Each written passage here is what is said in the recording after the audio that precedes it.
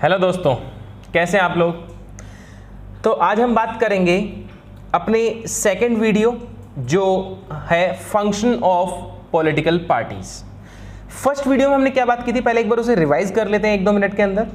देखिए, first video में हमने बात करी कि पॉलिटिकल पार्टीज क्या हैं, जिन्हें हमने 3 पॉइंट्स में देखा कि वो पावर शेयर करती हैं, वो जो डिवीज़न है सोसाइटी के अंदर उसको रिफ्लेक्ट करती हैं, which is not good at many times. जैसे लैंग्वेज के बेसिस पे हमने बात की थी कि लैंग्वेज के बेसिस पे पॉलिटिकल पार्टीज बन जाती हैं, तो डिवीज़न अच्छी चीज़ नहीं है, डाइवर्सिटी अच्छी चीज़ होती है, बट डिवीज़न अच्छी चीज़ नहीं है, हमने बात की थी। फिर हमने बात की थी पिछले वीडियो के अंदर कि पॉलिटिकल पार्टीज के कंपोनेंट क्या क्या हैं, लीडर, फॉलोअर्स, एक्टिव मेंबर्स। तो अब इसके बाद हम बात करते हैं function of political parties. Function का मतलब है कि वो क्या वर्किंग क्या है उनकी। जैसे हमारे कुछ बहुत अच्छे नेता हैं जो पबजी बैन कर देते हैं, कुछ हैं जो CA NRC लेकर आते हैं, कुछ जो आलू से सोना निकाल देते हैं, कुछ ऐसे हैं जो खुद चीफ मिनिस्टर खुद जाते हैं और कोरोना के टाइम पे अलग अलग तरह की, आपको पता है तो ज़्यादा बोलना भी अच्छा नहीं है कि क्या क्या वो लोग करते हैं। कुछ होटल में मज़े कर रहे हैं, कुछ क्या कर रहे हैं, तो सबका एक अलग अलग पॉइंट है। तो क्या इन सबके पास ये राइट है, क्या उनकी फंक्शनिंग के अंदर ये चीज़ आती है, इसके बारे में बात करेंगे। तो किसी भी पॉलिटिकल पार्टीज के फंक्शंस जो on document, that is we can say कि कॉन्स्टिट्यूशन के अकॉर्डिंग जो डिफाइन है वो क्या है। देखिए, किसी भी पॉलिटिकल पार्टीज के फंक्शंस को समझने के लिए आपको पॉलिटिक्स को थोड़ा समझना पड़ेगा। अब ऑन डॉक्यूमेंट क्या काम होता है और एक्चुअल में क्या काम होता है, इसका एक बहुत बढ़िया एग्जाम्पल मैं आपको बताता हूं। आपने देखा था CAA और NRC, जिसे अब हम CAB भी अगर कहें, अगर मान लीजिए CAB जब आया था, सिटीजनशिप अमेंडमेंट बिल, और जब वो पास हो गया सिटीजनशिप अमेंडमेंट एक्ट, तो CAA और NRC के टाइम पे बहुत सारे स्टेट्स ने पब्लिक के सामने ये कहा कि we will not allow CAA to be implemented in our state. और उन्होंने सुप्रीम कोर्ट के अंदर जब ये चीज कही तो उन्होंने रिक्वेस्ट करी। देखिए, दोनों बातों में फर्क कितना है। पब्लिक के सामने वो क्या कहते हैं कि वी विल नॉट अलाउ, कि हम अलाउ नहीं करेंगे CAA को अपने स्टेट में इंप्लीमेंट होने के लिए, बिकॉज उन्हें पता है कि वहां वो किसे फेस कर रहे हैं, वो किसको, ऑडियंस कौन है उनकी, पब्लिक। और नेता लोग पब्लिक को बेवकूफ बनाते हैं, ये फैक्ट है। लेकिन सुप्रीम कोर्ट में वो किसको एड्रेस कर रहे हैं, जज, वो गार्जियन है कॉन्स्टिट्यूशन के, और उनको जब वो एड्रेस कर रहे हैं तो उन्होंने वहां पे ये नहीं बोला कि वी विल नॉट अलाउ। वहां उनका स्टेटमेंट क्या होता है कि sir please see to this matter, this may impact on the peace. Sir please, वहां प्लीज उन्होंने वर्ड यूज किया जब अपने जो उन्होंने जो पेटिशन वगैरह जो फाइल की उन्होंने वहां पर वो रिक्वेस्ट कर रहे हैं और पब्लिक के सामने वो अकड़ दिखाते हैं। तो क्या ये उनके फंक्शनिंग में था? पब्लिक के सामने जो लोग बोलते हैं और एक्चुअल में जो होता है उसको समझने के लिए हमें फंक्शनिंग को समझने की रिक्वायरमेंट है। तो किसी भी पॉलिटिकल पार्टीज के जो फंक्शंस हैं वो क्या क्या हो सकते हैं, उन फंक्शंस में सबसे पहले जो आता है, सबसे पहला जो फंक्शन है, तो आप देख सकते हैं कि फंक्शंस की रिक्वायरमेंट क्या थी, मतलब क्या क्या फंक्शंस होने चाहिए किसी पॉलिटिकल पार्टीज के। अगर मैं एक सुपरफिशियल वे में बात करूं तो सारे फंक्शंस को 7 कैटेगरी में हम डिवाइड कर सकते हैं। आपको अगर एग्जाम में पूछ लिया जाता है तो आपको 5 ही लिखने हैं, ज़्यादा नहीं लिखने, 5 काफ़ी हैं। लेकिन अगर आप 5 पढ़ के जाएंगे और फिर आप लिखेंगे 3 तो एक प्रॉब्लम है, क्योंकि आप 3 लिखेंगे आपको नंबर मिलेगा 1, तो एग्जामिनर सोचेगा ये 1 की भी क्या रिक्वायरमेंट है, गायब कर देगा। तो बेटर है आप 7 के 7 पढ़िए और उन 7 में से आप कम से कम 5 को इतना अच्छे से वहाँ रिवाइज करके जाना कि आप वहाँ लिख सकें। ओके, तो चलिए अब बात करते हैं फंक्शंस ऑफ पॉलिटिकल पार्टीज के बारे में। सबसे पहले जो फंक्शन आता है किसी भी पॉलिटिकल पार्टी का वो है कॉन्टेस्ट इलेक्शन। देखिए, कोई भी पॉलिटिकल पार्टी इलेक्शन कॉन्टेस्ट करती है, ये उनकी फर्स्ट प्रायोरिटी है, उनकी फर्स्ट फंक्शनिंग भी है। किसी भी पॉलिटिकल पार्टी ने इलेक्शन कॉन्टेस्ट किया, क्यों करती है हमें पता है सबको, कि वो पावर शेयर करनी। देखिए, ये सारे फंक्शंस एक दूसरे से कनेक्टेड होंगे। ओके, एक दूसरे से इतना रिलेटेड है कि हम इन्हें अलग नहीं कर सकते, क्योंकि वो कॉन्टेस्ट इलेक्शन करेगी इलेक्शन अगर कॉन्टेस्ट करने हैं उन्हें, उसके बाद वो पावर शेयर करेंगे, और पावर शेयर करेंगे तभी तो लॉ फॉर्म होगा।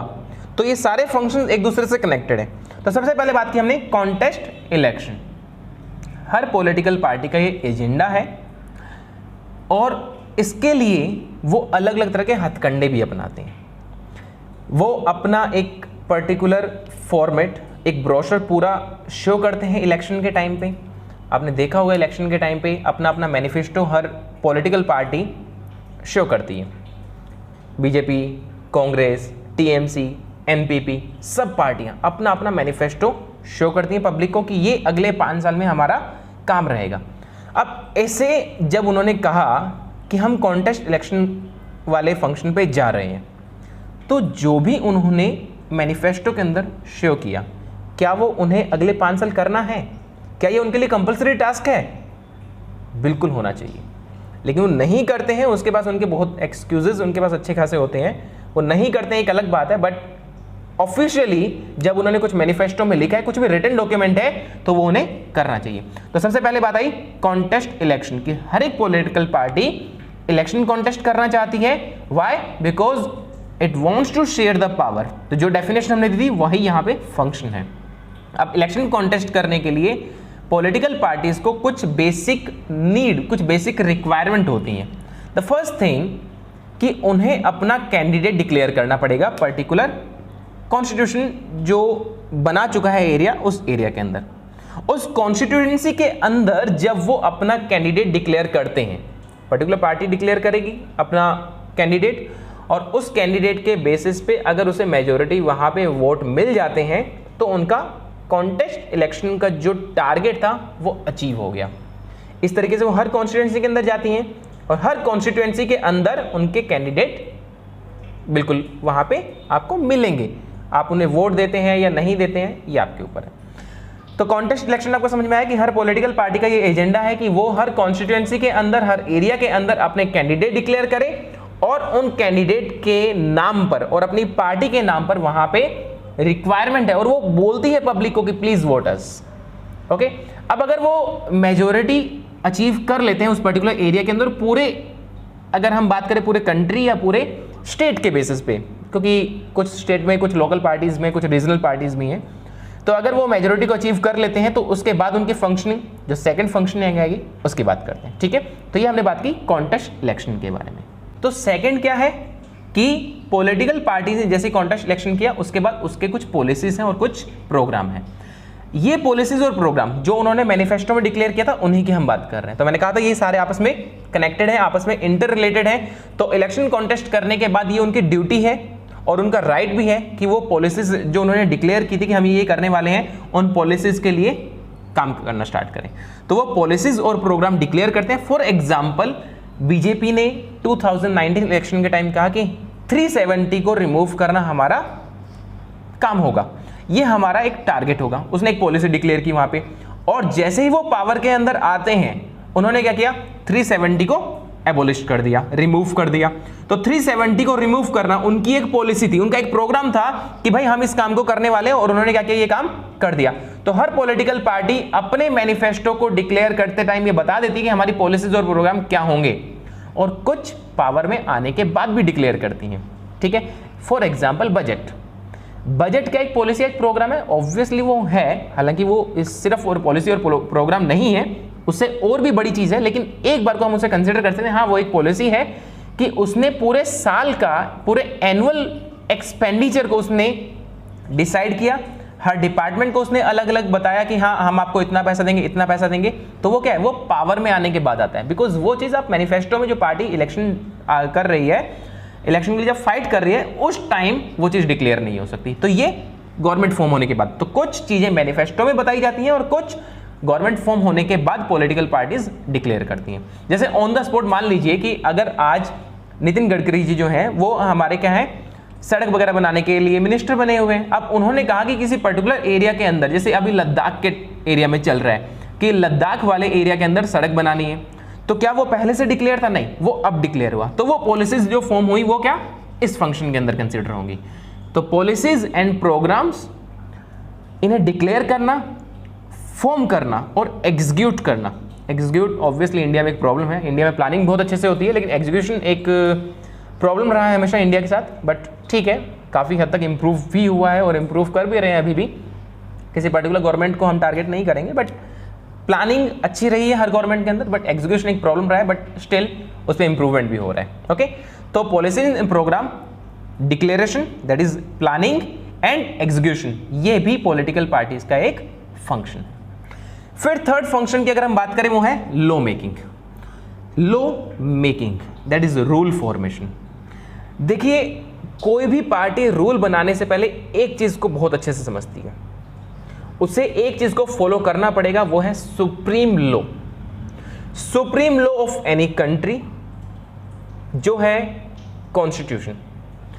कोई भी कंट्री या कोई भी पॉलिटिकल पार्टी इन इंडिया, हम इंडिया के कॉन्टेक्स्ट में बात कर रहे हैं, इंडिया की कोई भी पॉलिटिकल पार्टी या कोई भी गवर्नमेंट सुप्रीम लॉ जो कॉन्स्टिट्यूशन है उसके अगेंस्ट काम नहीं कर सकती है, और अगर वो करती है तो सीधे सीधे उनके ऊपर ब्लेम लगेगा, उनको ऑब्वियसली काफ़ी सारे कॉन्सिक्वेंसेज हैं जो बेयर करने पड़ेंगे। उसके डिटेल में हम अभी नहीं जाएंगे, वो जब हम कॉन्स्टिट्यूशन का जब कोई चैप्टर पढ़ेंगे तब हम बात करेंगे वहाँ पे। बट कॉन्स्टिट्यूशन के अगेंस्ट कोई भी नहीं जा सकता। तो कोई भी जब लॉ बन रहा है, लॉ मेकिंग के टाइम सबसे पहली कंडीशन जो उनके ऊपर एक बाउंडेशन जो लगती है वो ये है कि that you have to follow the supreme rule of the country that is constitution. उसके अलावा आप कोई भी रूल बनाते हैं उसकी बाउंड्री के अंदर रहते हुए तो आपको कोई प्रॉब्लम नहीं है, आप बनाइए, बिल्कुल बनाइए, आपको कोई प्रॉब्लम नहीं है। वहां पे आप कोई भी रूल बना सकते हैं। फॉर एग्जाम्पल आपको एक बहुत अच्छा एग्जाम्पल देता हूं, motor vehicle act. Motor vehicle act जब बनाया था बीजेपी ने, पावर में जब वो आई तो मोटर व्हीकल एक्ट उन्होंने बना दिया।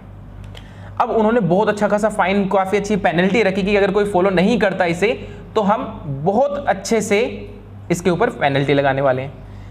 अब जब वो एप्लीकेबल हुआ, उन्होंने, सेंटर ने बोल दिया कि चलिए ये एप्लीकेबल हो गया, लॉ मेकिंग उनकी पावर थी, उन्होंने वो बनाया। लेकिन गुजरात जो बीजेपी का ही रूल स्टेट है, या राजस्थान जो कांग्रेस रूल स्टेट है, और we can say West Bengal जो टीएमसी रूल स्टेट है, इन्होंने मोटर व्हीकल एक्ट के लिए अलाउ नहीं किया। उन्होंने कहा कि या तो हम चेंजेस करेंगे, अदरवाइज हम अलाउ ही नहीं कर रहे, इस एक्ट को हम अपने स्टेट में नहीं लगने देंगे। वाई? क्या ये उनके पास पावर है? बिल्कुल है, because transport and communication centre का नहीं, स्टेट का सब्जेक्ट है, और अगर वो स्टेट का सब्जेक्ट है तो स्टेट के पास पूरी पावर है उसे रिजेक्ट करने की। और ये किस में डिफाइन है? ये लॉ मेकिंग के अंदर तो उन्होंने फुलफिल कर दिया, बट स्टेट ये कहता है कि आप, जो कॉन्स्टिट्यूशन है उसने ये कहा कि transport and communication is a subject in the state list, और स्टेट लिस्ट है तो स्टेट ने ये कहा कि हम इसे अलाउ नहीं कर रहे। ठीक है, तो ये लॉ मेकिंग आया कि हमें क्या करना है, अलाउ करना है या नहीं करना, हम रूल बना सकते हैं नहीं बना सकते। हर पॉलिटिकल पार्टी इलेक्शन कॉन्टेस्ट करेगी, पॉलिसी प्रोग्राम डिक्लेयर करेगी और फिर उसके बेसिस पे लॉ बनाएगी। ठीक है, तो ये तीन बहुत इंपॉर्टेंट आते हैं हमारे पास। इसके बाद फोर्थ, जहां प्रॉब्लम भी सबसे ज्यादा है, फोर्थ फंक्शन जहां सबसे ज्यादा प्रॉब्लम है इंडिया के अंदर, जहां इंप्रूवमेंट का स्कोप भी काफी है और जो सबसे ज्यादा होता भी है, यूज भी सबसे ज्यादा होता है, that is access to government machineries. Access to government machineries की अगर हम बात करें, देखिए तीन बेसिक फीचर, बेसिक पिलर है किसी भी कंट्री के डेमोक्रेसी के लिए। फर्स्ट थिंग इज जुडिशरी जो इंडिया में है, सेकंड इज लेजिस्लेचर जो इंडिया के अंदर है, and third one is executive, या हम ये कहें कि जो पब्लिक सर्विसेज जितने भी हैं, ओके, वो। तो executive branch, judiciary and legislature, इन तीन के अगर बेसिस पे हम बात करें तो पूरी डेमोक्रेसी चलती है। एक और फोर्थ पिलर भी कंसीडर किया जाता है, ऑफिशियली नहीं, ऑन डॉक्यूमेंट नहीं, बट ये ऑन डॉक्यूमेंट ये तीन पिलर है। एक फोर्थ पिलर और आता है जिसे हम ये कह सकते हैं मीडिया।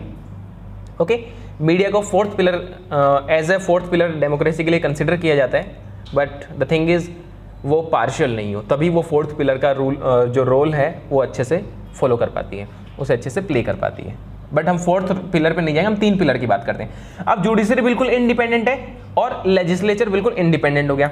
अब बात आती है जो एग्जीक्यूटिव वाला जो पोर्शन है, एग्जीक्यूटिव वाला जो पोर्शन है उसके अंदर उसे यूज कौन करेगा? लेजिस्लेचर, क्योंकि लेजिस्लेचर कोई रूल बनाते हैं, उन्होंने कोई रूल बनाया और उसको कंप्लीट, उसे इंप्लीमेंट कौन करेगा? अगर मान लीजिए सेंट्रल गवर्नमेंट को रूल निकालती है, कौन करने वाला उसे? IAS, IPS, IFS, IRS, मतलब जो सिविल सर्विसेज हैं, सिविल सर्विसेज की जो पूरी मशीनरी है उसे कौन यूज कर रहे हैं? पॉलिटिकल पार्टीज या गवर्नमेंट। तो पॉलिटिकल पार्टीज क्या करती हैं? गवर्नमेंट मशीनरीज को यूज करती हैं, उसे एक्सेस करती हैं, प्लस उसे इंप्लीमेंटेशन के लिए पूरा का पूरा राइट है। कोई भी रूल निकाला, मान लीजिए चीफ मिनिस्टर आज किसी स्टेट के कोई रूल बनाते हैं, तो उसे कौन इंप्लीमेंट करवाने वाला है? सिविल सर्विसेज वाले, या कोई भी गवर्नमेंट ऑफिसर, तो वो ऑफिशियल्स को यूज कौन कर रहा है? Political parties. तो ये इनके फोर्थ फंक्शन, और बहुत इंपॉर्टेंट है ये फंक्शन, क्योंकि अगर कोई भी रूल या कोई भी उन्हें काम करवाना है तो गवर्नमेंट मशीनरी को यूज करना जरूरी हो जाएगा।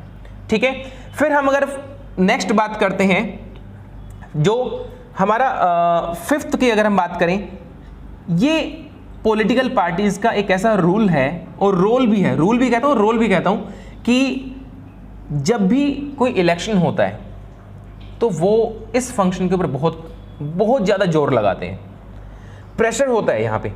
आप एक चीज़ देखिए, मान लीजिए कि मैं किसी गांव में रहता हूँ, वहाँ पे इलेक्ट्रिसिटी नहीं आती, तो मेरा इलेक्शन में पार्टिसिपेट करने का, पार्टिसिपेट मैं कॉन्टेस्ट भी कर सकता हूँ या मैं एज अ वोटर हूँ, मेरा इलेक्शन में पार्टिसिपेट करने का जो एजेंडा है, जो मोटिव है, वो क्या होना चाहिए? इलेक्ट्रिसिटी। मान लीजिए आप चेन्नई वगैरह किसी एरिया में है जहाँ पे पानी की प्रॉब्लम है, वाटर फैसिलिटीज़ की अगर प्रॉब्लम है, तो आपके लिए मोटिव क्या होना चाहिए? वाटर। किसी पर्टिकुलर गांव के जो लोग हैं उनके लिए वहां पे एजुकेशन का कोई स्कूल नहीं है, तो उनके लिए क्या होना चाहिए एजेंडा? एजुकेशन और वी कैन स्कूल। तो सभी पब्लिक के लिए सेम एजेंडा है, सेम मोटिव होगा, इलेक्शन में पार्टिसिपेट करने का कभी जरूरी नहीं है। स्टिल पॉलिटिकल पार्टीज अपना मैनिफेस्टो डिक्लेयर करती है, क्या वो उसके अंदर सारे के सारे जितने भी प्रॉब्लम्स हैं कंट्री के अंदर उन्हें एक्सेस कर पाते हैं, उन्हें मेंशन कर पाती हैं? नहीं। तो पब्लिक की जो रिक्वायरमेंट्स हैं उनके बेसिस पे पॉलिटिकल पार्टीज काम नहीं करती। पॉलिटिकल पार्टीज खुद अपना मैनिफेस्टो डिक्लेयर करते टाइम एक कॉमन प्रॉब्लम्स को या तो फोकस करती हैं या उनके दिमाग में पहले से फिक्स है कि हाँ हम इस बेसिस पे काम करेंगे और पब्लिक की ओपिनियन को हम शेप कर देंगे। तो यही है हमारा फिफ्थ फंक्शन। क्या कहता है कि shape the public opinion.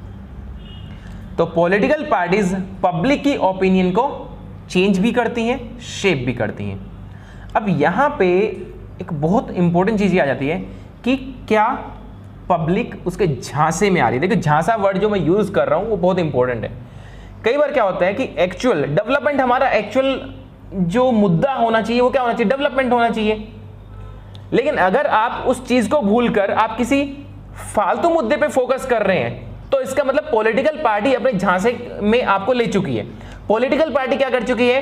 Public की ओपिनियन को उसने शेप कर दिया कि भाई हम तो ये बताने वाले हैं, हम पब्लिक को रिलीजन के नाम पे लड़वाएंगे, या हम पब्लिक को लैंग्वेज के नाम पे लड़वा देंगे, हम पब्लिक को स्टेट में आपस में लड़वा देंगे। अगर कोई पॉलिटिकल पार्टी ऐसा कर रही है और पब्लिक अगर ये कर रही है, उनको फॉलो कर रही है, दैट मीन्स पॉलिटिकल पार्टी अपने फंक्शन जो कौन सा है, शेप द पब्लिक ओपिनियन, उसके अंदर पूरी सक्सेस है। क्योंकि वो डेवलपमेंट नहीं दे पाई, वो अच्छा काम नहीं कर पाई, तो उसने पब्लिक को क्या कर दिया? डिसगाइड। वो पब्लिक को फंसाने में काम कर गई। तो ये हुआ हमारा नेक्स्ट फंक्शन। ठीक है, तो शेप द पब्लिक ओपिनियन, इस फंक्शन को in general in actual life political parties बहुत अच्छे से यूज करती हैं। और प्रॉब्लम ये है कि पब्लिक इस चीज को समझ भी नहीं पाती मैक्सिमम टाइम। तो कोई भी पॉलिटिकल पार्टी हो, चाहे वो डेवलपमेंट के बेसिस बात करे या अच्छे दिन, या वो कहे कि चौकीदार चोर है, अलग अलग टाइप के जो वो स्लोगन्स वगैरह यूज करते हैं, उन्हें फोकस नहीं करना चाहिए। हमें एक्चुअल जो प्रॉब्लम है कंट्री की उसे फोकस करना चाहिए। ठीक है, अब प्रॉब्लम एक और आती है। इस फंक्शन की बात हुई, अब नेक्स्ट फंक्शन की बात करने से पहले एक प्रॉब्लम है इंडिया के अंदर। इंडिया के अंदर प्रॉब्लम ये है कि कोई भी गवर्नमेंट जब आती है, अगर मान लीजिए अभी दो मेजर पार्टी की बात करते हैं हम, कांग्रेस और बीजेपी।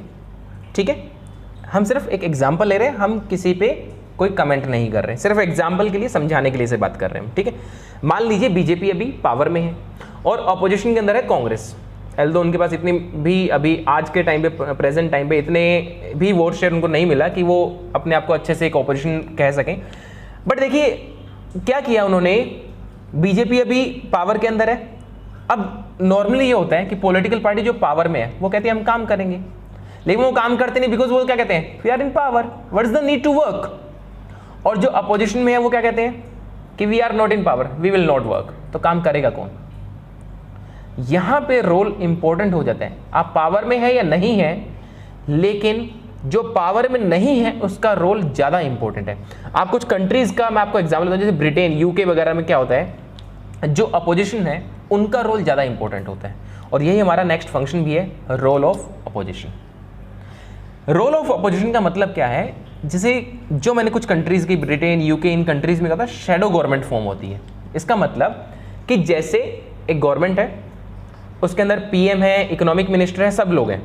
अब उन्होंने क्या किया, अपनी पूरी मिनिस्ट्री बना रखी है।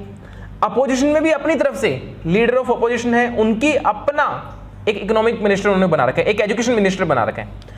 अब यहां पे क्या किया कि उन्होंने कहा कि हम पीएम है, तो अपोजिशन वाला लीडर क्या कहता है कि पीएम जो भी काम करेगा, लीडर ऑफ अपोजिशन उसमें कमियां निकालेगा। ये बहुत इंपॉर्टेंट है। अगर सभी लोग तारीफ कर रहे हैं तो इसका मतलब कमी कोई पकड़ नहीं पा रहा है। ये रोल ऑफ अपोजिशन, अपोजिशन का रोल बहुत इंपॉर्टेंट होता है। गवर्नमेंट अगर कुछ गलत कर रही है उसे फाइंड आउट करना, लेकिन क्या इंडिया में ये होता है? शायद नहीं होता। और अगर होता है तो 100% वो उसमें सक्सेस नहीं हो रहे हैं, और इसीलिए गवर्नमेंट की कमियां पता नहीं लग पाती हैं। एजुकेशन मिनिस्टर ने कोई पॉलिसी निकाली, जो इंटरनली अपोजिशन है उसने अपने अंदर एक एजुकेशन मिनिस्टर बना रखा होता, अगर मान लीजिए, तो वो क्या करते, वो फोकस करते कि आज एजुकेशन मिनिस्टर, जो एक्चुअल एजुकेशन मिनिस्टर ने क्या पॉलिसी निकाली और उसमें क्या कमी है।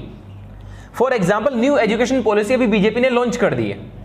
अब न्यू एजुकेशन पॉलिसी में क्या कोई कमियां हैं? बिल्कुल, कमियां तो उसमें अभी भी हैं, ठीक है, ऑब्वियसली इंप्रूवमेंट है, लेकिन कुछ कमियां अभी भी है। तो वो किसका काम होना चाहिए? क्या पब्लिक? क्या इंटेलेक्चुअल पर्सन? नहीं, वो काम किसको करना चाहिए एक्चुअल में? पब्लिक को किसको अवेयर करवाना चाहिए? Role of opposition. तो अपोजिशन के पास एक शैडो गवर्नमेंट, मतलब उसकी एग्जैक्ट शैडो होनी चाहिए, गवर्नमेंट की एग्जैक्ट शैडो अपोजिशन के अंदर होनी चाहिए। ये बहुत इंपॉर्टेंट होती है।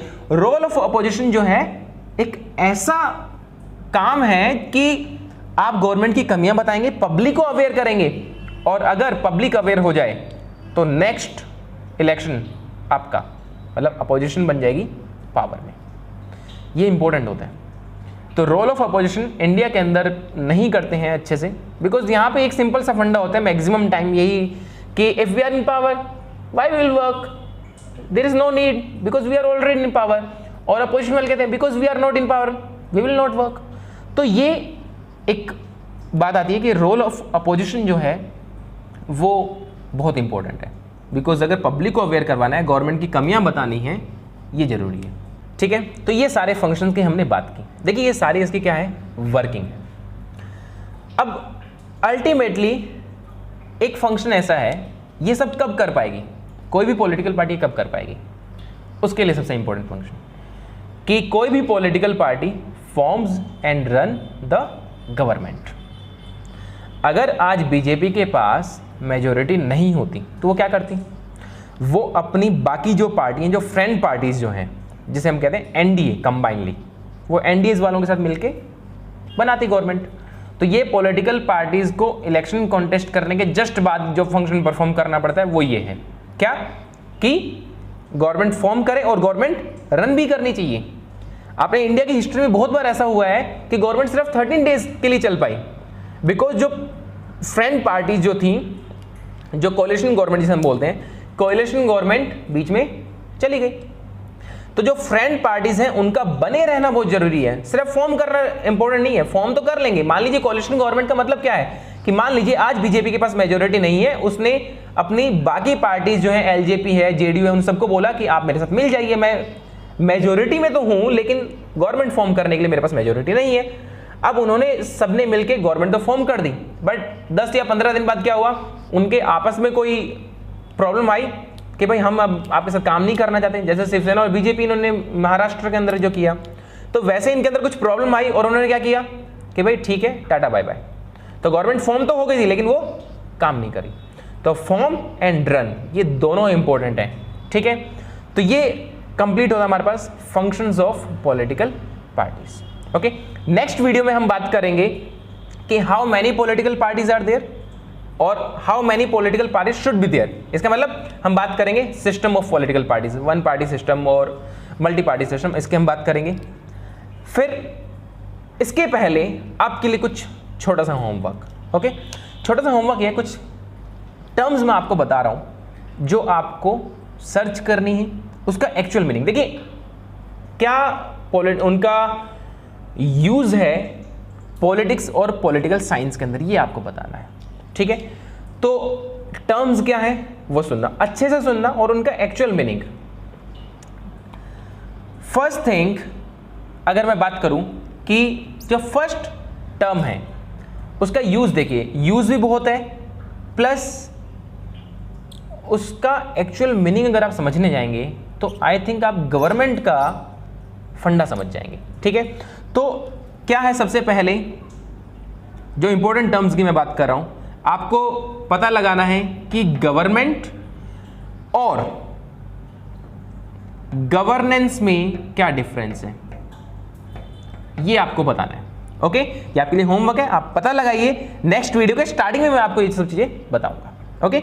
सेकंड आपको बताना है कि पार्टीशन एंड